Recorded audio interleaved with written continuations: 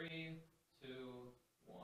President Trump spends the day as a Democrat. He talks up President Obama's executive amnesty. He praises a Democratic senator, and then he cuts a ridiculous deal with Nancy Pelosi and Chuck Schumer. And he's happy about it. We will explain why everyone's going nuts, and what this means for the future. I'm Ben Shapiro. This is The Ben Shapiro Show.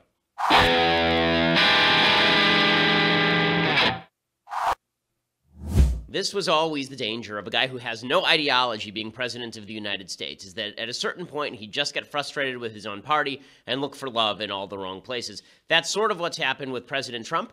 Who's to blame? Well, of course, Trump. But beyond Trump, obviously, Speaker of the House, Paul Ryan, Senate Majority Leader Mitch McConnell, all these people bear some share of blame, and we'll discuss all of this. We'll discuss President Trump's rich and wild day yesterday when he became Democrat for a day to the cheers of Nancy Pelosi.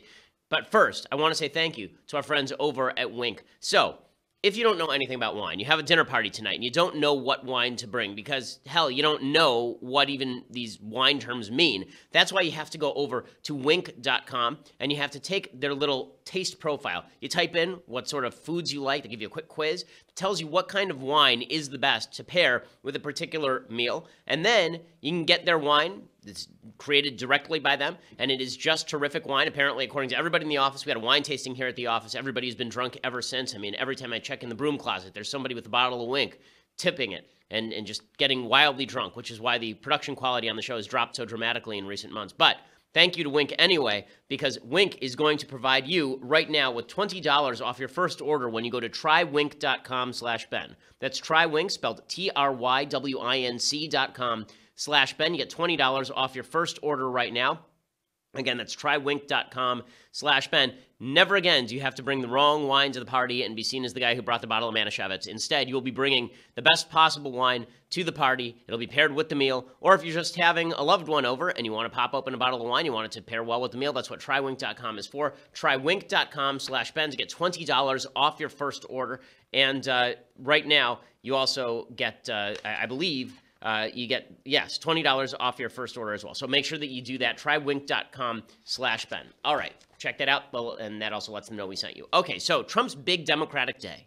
It's like Alexander's no good, very bad, horrible, terrible day, except that it's the president of the United States, and he decided yesterday that he was going to make his pivot. Right? Like Ross from Friends, he was going to take that couch and shove it up those stairs. It was time for a pivot. So President Trump, he started off the day by campaigning with Heidi Heitkamp. Heidi Heitkamp is a Democratic senator from North Dakota. She's super vulnerable in this election cycle because North Dakota is a very red state. It's a state that President Trump won by some 35 points. This would be a good opportunity to knock off a Democratic senator, no, and maybe add to the Republican majority in the Senate, making it easier for Trump to pass his supposed priorities.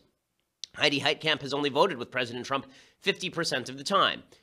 I will note here that Senator Jeff Flake, who Trump has been absolutely hammering at every available opportunity, dropping the elbow on him from the third tier, okay, that guy has been voting with Trump 94% of the time. Heidi Heitkamp is a Democrat. She's voted with Trump 50% of the time.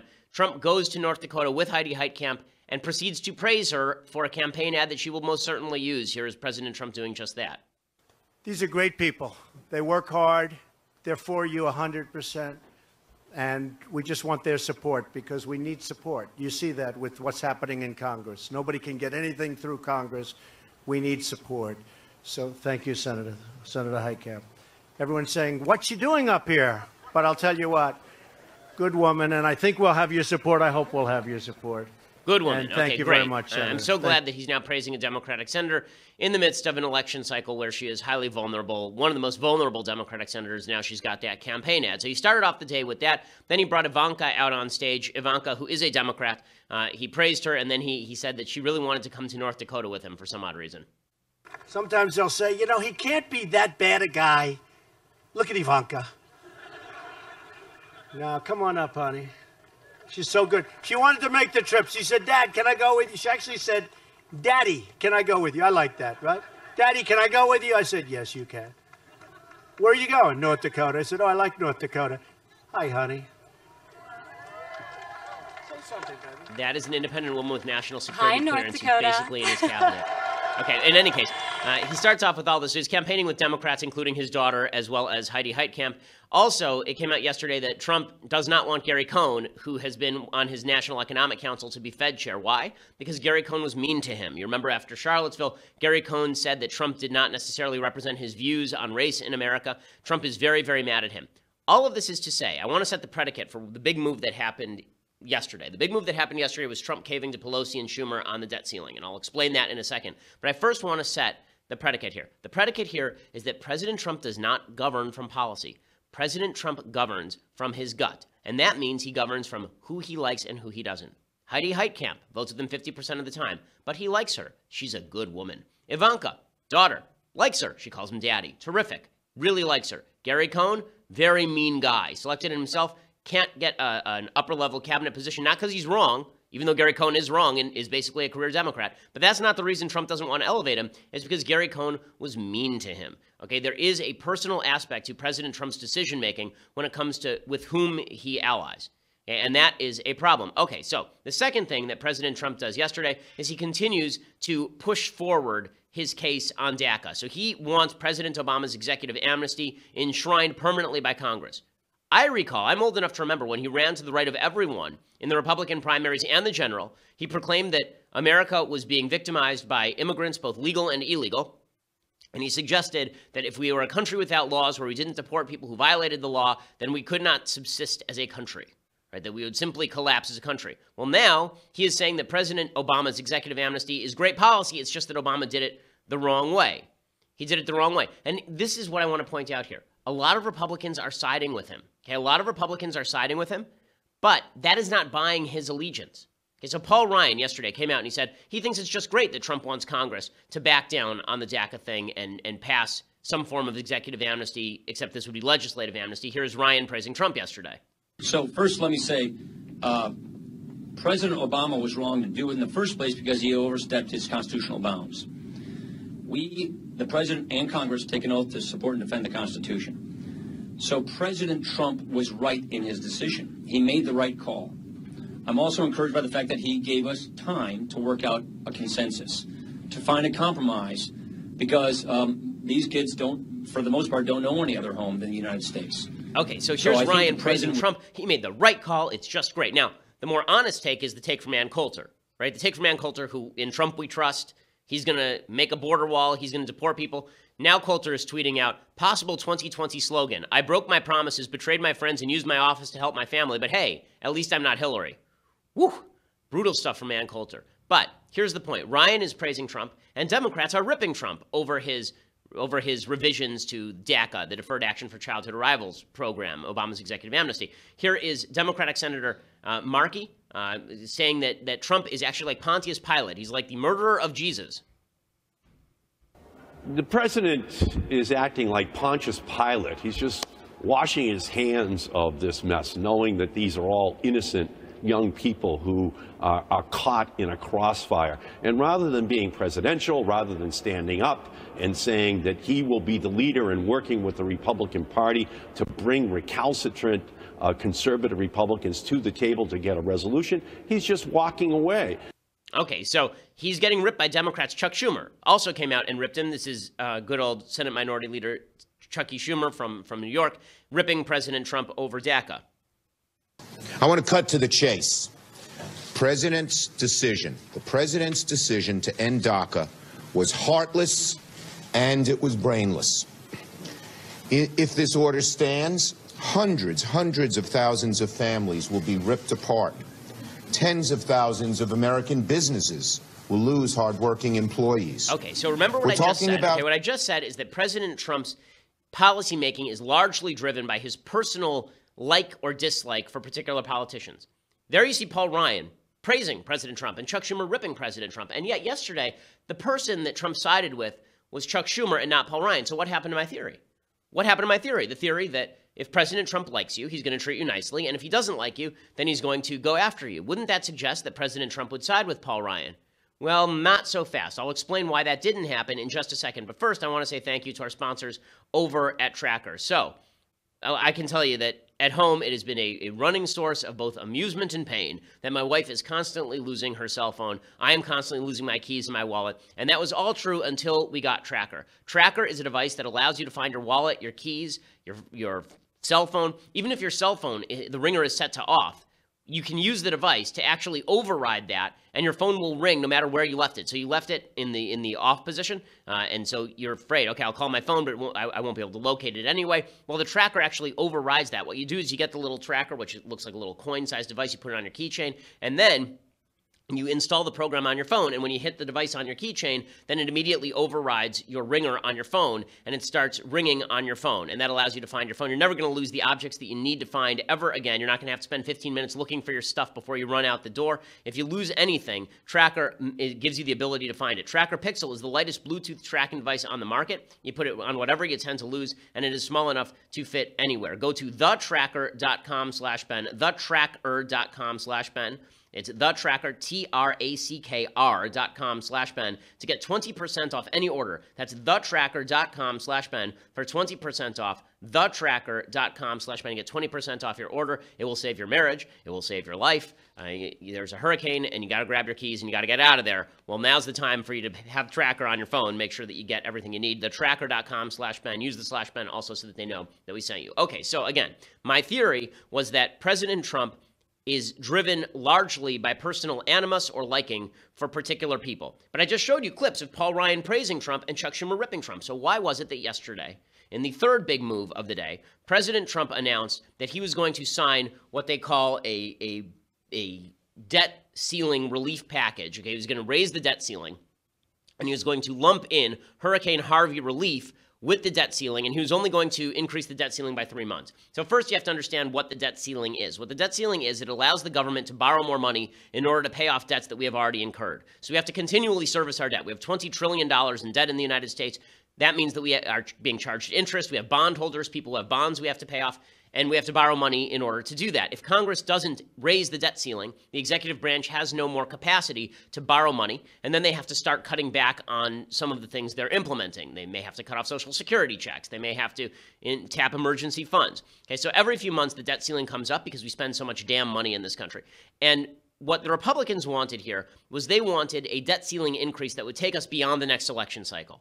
Because here's the way it works. Every time there's a debt ceiling, then the party that is opposite of the president tries to use the debt ceiling as a way of ramming through its own policies. You remember Republicans did this with Obama repeatedly. They would say, okay, the debt ceiling is coming up. We want a concession on spending in order for us to raise the debt ceiling. That's what sequestration was. If you want us to raise the debt ceiling, you're going to have to cut spending. And then Obama said, okay, well, I'll do that, but only if you also cut military spending. And Republicans idiotically said, okay. So the debt ceiling is always used as a point of leverage for people against the president of the United States in order to get him to do things that he wouldn't otherwise want to do. So Republicans said, how about this? How about we do one of two things? Either we do just a clean debt ceiling increase for 18 months and we wrap in the Hurricane Harvey relief, or we do the Hurricane Harvey relief separately, right? That has to get done no matter what. We shouldn't hold that up with debt ceiling discussions. Let's just pass that as a clean package, and then we'll have a talk about debt ceiling relief. And we'll force the Democrats to shut down the government, because if the Democrats refuse to increase the debt ceiling, then there is essentially a government shutdown. And when that happens, then the Democrats pay the brunt of that. Like, say that the Democrats say, let's have a government shutdown over building the wall. Republicans say, really? They're going to shut down all government services because they don't want to protect your security? Right? The debt ceiling discussion goes usually in the president's favor. So usually it's used as a holdup by Congress, but the president usually wins the conversation. That's usually how this works. Well, right now, the Republicans were saying, let's make the debt ceiling conversation about 18 months, put it past the election so we don't have to have this fight during a midterm year. And, or perhaps what we should do is we should pass Hurricane Harvey relief clean, and then we'll have the debt ceiling discussion in the context of other legislation Democrats want to hold up. Trump comes in the room. Okay, it's Paul Ryan and Mitch McConnell. They feel like they have the upper hand in this discussion. They have majorities in both houses. Trump comes in the room. Nancy Pelosi and Chuck Schumer are there. And Trump basically turns to Ryan and McConnell and he says, screw you guys. We're going to do Harvey relief and we're going to do a 3-month debt ceiling increase. Okay, increasing the debt ceiling at all, for my money, is always a mistake. We should be looking at cuts every time we raise the debt ceiling. But not only that, a 3-month debt relief package, a debt ceiling package, only takes us to December. And Trump just signaled that he's willing to give Democrats anything they want whenever they hold up the debt ceiling. So that means he's probably not going to get anything this year, right? If Democrats want to hold something up, they'll hold something up because Trump basically just signaled that whatever Democrats want, he'll do it. He didn't even negotiate. I mean, that's what the stories are saying here. That Nancy Pelosi came in, and she didn't even expect this. Schumer didn't expect this. They came in, and they were expecting to go back and forth with Trump, and maybe they come up with a 6-month debt ceiling increase, and in return, they give the Hurricane Harvey funding. But they certainly weren't expecting a 3-month debt ceiling increase, so we have to fight this again in 3 months. And then Democrats can use the debt ceiling as leverage in order to fight back on his immigration proposal. This means basically no funding for the wall is probably a good bet. It also means it's going to be very difficult to pass tax reform because obviously Trump has no stomach to fight the Democrats on this stuff. Okay, so what happened here? Right? Again, for the third time, my theory was that Trump was going to side with the people he likes and against the people that he doesn't. So what happened? Why didn't he side with Paul Ryan? Okay, so to understand this, first of all, I think that a little history is necessary. I want to point out that Donald Trump knows full well that when you cave to Democrats on the debt ceiling, you're doing something wrong. Here are some of his flashback tweets. This would be 17, 18, and 19. So this is Trump's tweet from back in 2013. Quote, "I cannot believe the Republicans are extending the debt ceiling. I am a Republican, and I am embarrassed." And then he tweeted, again, there's an old Trump tweet for every occasion. Then he tweeted, "Why do the Republicans always negotiate against themselves in public? Watching them operate these fiscal negotiations is painful." Okay, and then again, he tweeted, "The worst negotiators in history, otherwise known as Republicans, have just offered to suspend debt ceiling for 4 months. Pathetic." He didn't even worse, right? He offered to suspend it for 3 months. Okay, there's always an old Trump tweet that comes back to haunt him. But Trump came out yesterday and he was happy-dappy-do over this deal, like overjoyed over this deal. Here was President Trump yesterday coming out after he makes this deal with Schumer and Pelosi, and he says, listen, everyone was happy. It was just great. I had a great bipartisan meeting with Democrat and Republican leaders in Congress, and I'm committed to working with both parties to deliver for our wonderful, wonderful citizens. It's about time. We had a great meeting with Chuck Schumer, Nancy Pelosi, and the whole Republican leadership group. And I'll tell you what, we walked out of there, Mitch and Paul and everybody, Kevin, and we walked out and everybody was happy. Not too happy because you can never be too happy, but they were happy enough. And it was nice to see that happen. Yeah, everyone was really happy, right? Okay, here's Mitch McConnell being happy. In the meeting down at the White House, as I indicated, the president agreed with Senator Schumer and Congresswoman Pelosi to do a 3-month CR and a debt ceiling into December. And that's what I will be offering based on the president's decision to the bill. And then we'll try to get 60 votes and move forward. Okay, so he looks like a real happy camper there, Mitch McConnell. Everyone was very happy. Trump says, listen, when it comes to raising the debt ceiling, we're always going to agree on that. We'll always agree on raising the debt ceiling. We had a very good meeting with Nancy Pelosi and Chuck Schumer. We agreed to a 3-month extension on debt ceiling, which they consider to be sacred, very important. Always will agree on debt ceiling automatically because of the importance of it. Also on the CRs and also on Harvey, which now we're going to be adding something because of what's going on in Florida. We had a very good meeting. We essentially came to a deal. Okay, his entire... And I think the deal... Okay, Trump's entire shtick here, his own Secretary of the Treasury said he was going for an 18-month debt ceiling increase. His own Secretary of the Treasury. He apparently cut him off in the middle of the sentence and said, I want to go with Chuck and Nancy on this. Okay, so why?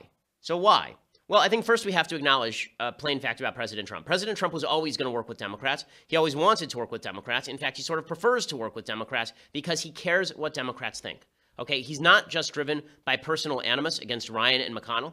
There are a few other things we have to know. Number one, Trump is not fond of his job. He doesn't actually like being president very much. When I say this, I don't mean that he doesn't like serving the American people. He may very well like that. But the aspect of his job that he doesn't like, clearly, is the negotiation. It is all the stuff he said he was going to be great at. He doesn't actually like that stuff. What he thought is he thought he was going to be able to live the life that Grover Norquist promised him.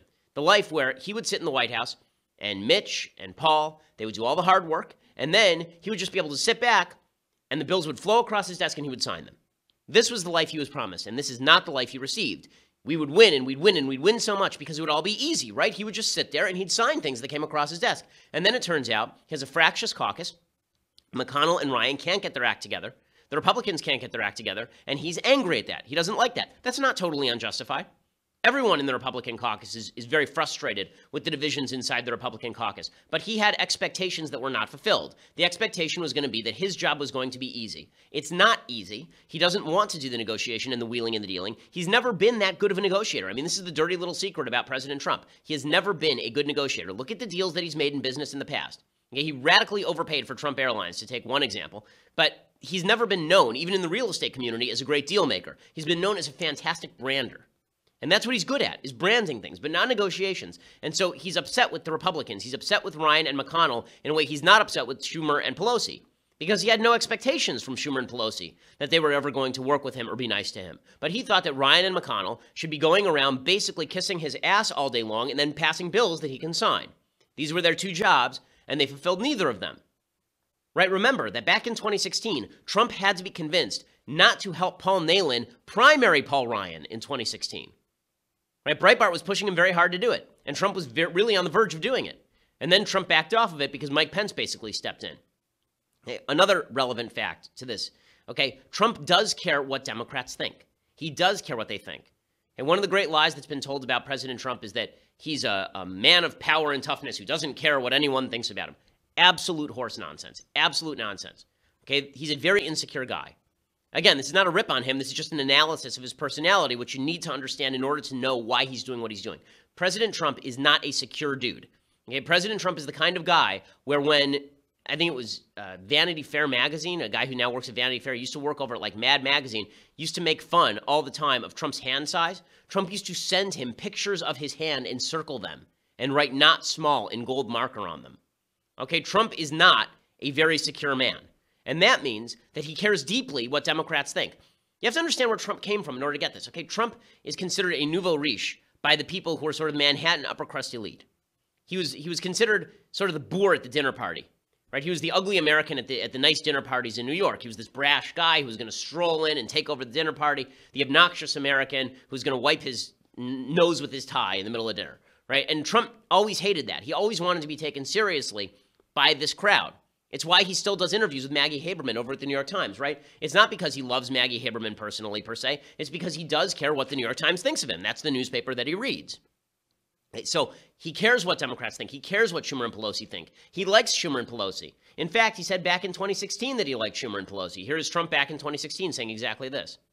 That I'm going to be able to get along with Pelosi. I think I'm going to be able to. I've always had a good relationship with Nancy Pelosi. I've never had a problem. Reid's going to be gone. I always had a decent relationship with Reid, although lately, obviously, I haven't been dealing with him, so he'll actually use my name as the ultimate, as the ultimate of the billionaires in terms of, people you don't want. But I always had a great relationship with Harry Reid, and frankly, if I weren't running for office, I'd be able to deal with her. I'd be able to deal with Reid. I'd be able to deal with anybody. But I think I'd be able to get along very well with Nancy Pelosi and just about everybody. Hey, look, I think I'll be able to get along well with Schumer, Chuck Schumer. I was always very good with Schumer. I was close to Schumer in many ways. And, it's important that you get along. It's wonderful to say you're a maverick and you're going to stand up and you're going to close up the country and all of the things.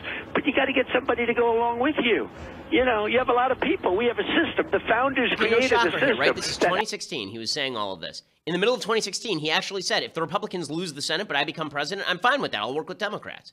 He said that at the time. We pointed it out in the middle of the election cycle. No shocker here.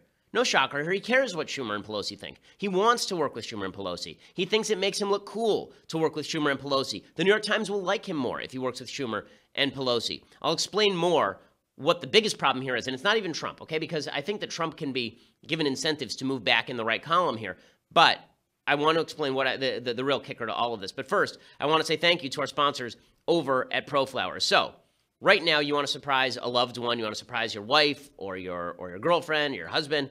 Hopefully, you don't have all three of those at the same time. But if you want to surprise your loved one with a nice bouquet of flowers, then go over to proflowers.com right now. You get 20% off of any of their unique summer rose bouquets or any other bouquet of $29 or more. Their colorful rainbow roses are always a hit if you aren't sure what to send somebody. I've sent my wife these every time I go on a lecture on the road. I send my wife flowers from ProFlowers to remind her that I'm thinking about her and not just thinking about whatever speech I'm giving that night. Pro Flowers bouquets are guaranteed to stay fresh for at least 7 days. They actually stay fresh longer than the stuff you get at the grocery store. They are guaranteed to stay fresh for at least 7 days, or they give you your money back, and you control the delivery date, so you can say when they should arrive. They give you more bloom for your buck, big, beautiful flowers with more stems for your money. You can buy a vase that comes with it. They're great about replacing things if they're broken. One time we ordered something from Pro Flowers.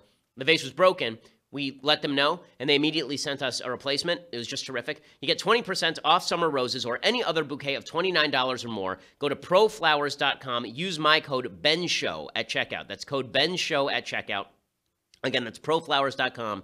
Use the promo code BENSHOW at checkout. It will make somebody's day, and so you should totally do it. They're a great service. I was using ProFlowers, by the way, long before they were actually a sponsor, so this is an enthusiastic endorsement. Proflowers.com. Use that promo code BENSHOW. Also, that lets them know that we sent you, plus you get the 20% off any bouquet of $29 or more. Okay, so Chuck Schumer, by the way, has been saying the same thing about Trump. So Trump was saying, I would love to make sweet political love to the Democrats. And the Democrats, even for the past few weeks, have been saying, you know, we'd work with Trump if he would just stop being so extreme. If he just stopped being so extreme. Here was Chuck Schumer saying this just a few weeks ago. If he changes, he could have a different presidency. But he's going to have to tell the Freedom Caucus and the hard right special wealthy interests who are dominating his presidency, but he didn't campaign for them. He campaigned on the opposite. He's going to have to tell them he can't work with them. And we'll certainly look at his proposals, but it's going to be guided by our values. On the one hand, we're not going to oppose things because the name Trump is on it, but we're not going to compromise our values away and help the well-to-do and hurt the middle class and the poorer people. That's what he's been doing so far. Okay, so here's the thing, right? It was all set up for this. The big thing here is that Trump's base is going to go along with him. This is the change, right? This is what's different. There were lots of Republicans who would have worked with Democrats. There are lots of Republicans who would have caved in exactly the same ways. Jeb Bush would have done exactly what was being done here, maybe even less, right? Jeb Bush probably would have actually stood up to Pelosi and Schumer more strongly here. But the idea that this is Trump being strong, this is Trump being powerful, this is Trump being a negotiator, absolute nonsense. He bent over for Chuck Schumer and Nancy Pelosi yesterday on the debt ceiling. Okay, when John Boehner did this, I'm old enough to remember, when John Boehner did this with Barack Obama, we reamed him. This is the second time in the last 6 months that Republicans have gone along with the Democratic program. You remember just a few months ago, Paul Ryan, Mitch McConnell, Donald Trump, they went along with a Democratic $1.1 trillion budget that did not even include cuts to funding to Planned Parenthood or funding for the border wall. You remember, we've done this already. And Trump said, don't worry, we'll have that fight in September. Now it's September. Are we going to have that fight in September? No, we're not. Now he says, oh, we'll have that fight in December. Will we? Interesting. Okay, why is he getting away with this? Why is Trump getting away with this? He's getting away with this because there are a lot of members of Trump's base who are fine with this. Trump is in a very comfortable situation. There's a CNN poll that came out a few weeks ago. 61% of Republicans say that he will not lose their support no matter what he does. Okay, this is not you being a good conservative. If you believe this about any human being, it's not about principle anymore. It's about personal loyalty. Trump knows that there are a bunch of, I'm seeing it on Twitter. I'm seeing it on the comments to my own piece. You just don't understand the 72-degree MAGA underwater hungry hippos backgammon chess game that Trump is playing here. No, it's not a chess game. You are just not willing to acknowledge that President Trump is making caves to Pelosi and Schumer, not out of strategic necessity, but because it's something that he wants to do. Because Trump was never that conservative. Now, are you right to be angry with Mitch McConnell and Paul Ryan? See, here's the justification that I'm hearing today. The justification that I'm hearing today from a lot of people is, what do you expect Trump to do? He wants to get stuff done. Mitch McConnell, Paul Ryan, they're not sending bills to his desk. What do you want him to do? Totally fair to say that Mitch McConnell and Paul Ryan should be sending bills to his desk. I fail to understand, however, how the legitimate alternative to that is caving to Chuck Schumer and Nancy Pelosi. Explain to me that one. Explain to me, all the people who said that it was so important to defeat Hillary Clinton and Chuck Schumer and Nancy Pelosi, and that's why we all had to vote Trump. I need it explained to me why it is that it is so important that Mitch McConnell and Paul Ryan provide legislation to Trump's desk that Trump must do deals with Pelosi and Schumer. Isn't it possible that maybe he just shouldn't do deals with anyone? Right? Maybe it'd be better if he didn't. I thought that was the whole premise here, was that it was important to stop the Democratic agenda, not that it was important to forward the Democratic agenda if the Republican agenda wouldn't be forwarded by Republicans in Congress. The dirty little secret here is that, again, reactionary politics is infusing and infecting the right. Okay, so the right was reacting against Hillary Clinton when they picked the guy they thought could hit hardest in Trump. Understandable. Now, a lot of the Trump supporters are reacting not against Schumer and Pelosi, legitimate political enemies. They're reacting against McConnell and Ryan, because the idea here is that McConnell and Ryan are the real enemies. Now, they've forgotten why McConnell and Ryan are the enemies, right? They've forgotten that McConnell and Ryan are the bad guys because they caved to Schumer and Pelosi. So the logic now goes like this. McConnell, Ryan, absolute cucks, these people. They just cave to the Democrats all the time, these cuck, terrible cowards. How dare they? They're constantly caving to Democrats. And that's why we need Trump, because he'll stand up. And then Trump is good because he's caving to Pelosi and Schumer.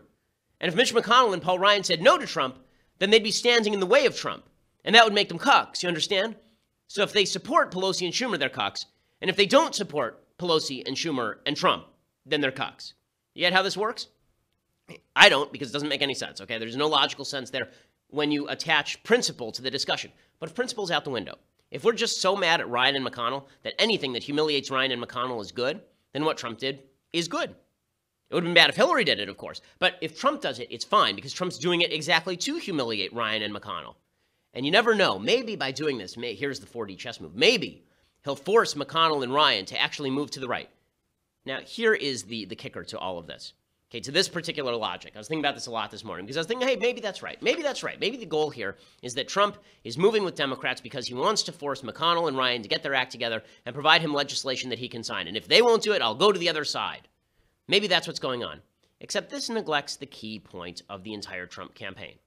Okay, the key point of the entire Trump campaign, which I will tell you in just 1 second. But first, I want to say thank you to our sponsors over at LendingTree. Okay, over at LendingTree, the average LendingTree customer saves $20,000 over the life of their loan. Most people, when they go for a mortgage, they're just going to look at one place that grants a mortgage. They're not going to look at a bunch. They're not going to look at a list of places. They're not going to look for competitive offers. They go to a friend or family. They say, where did you get your mortgage?